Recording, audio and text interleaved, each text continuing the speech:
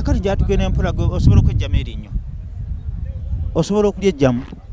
manyi kakati ne Nobert ne bagamba ne oluusi tebamuggyako addiisi lumu yetegako ekintu mu bulago munyodde ensingo kakati n'ebituufu bisobola okujja ne tugamba oyo bwatyo naye nga ekigambo kituufu baamukuba era tuvumirira abapromota ffenna tuvumirira ekintu kya Wizo kye yakola era ekigambo ekituufu tuli mu nteekateeka ebaaninga Wizo obutadda ku stage bapromota begeeta mu federation zaffe bbiri ekisooka Wizo abadde agenda mu bivulu ng'agenda ng'ennyongeza nga Jose Chameleone bagenda oba oliawo nga ali ku stage Palaso bagenda okuyimba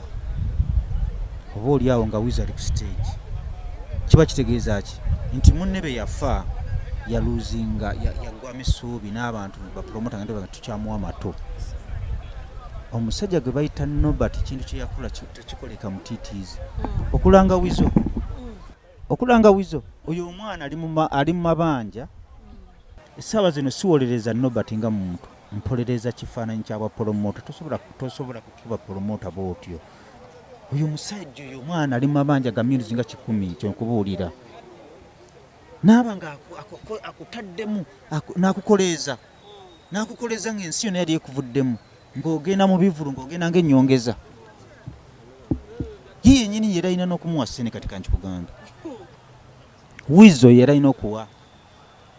Nobert ssente nga temulimu kujerega okukuba promota era kati wasiwasi ono ensonga lwaki nani kyaganya byogera wasiwasi ono gwe tuli mugenda kutamba kwogerako ne bannange kuba tulina Apex Body etutwala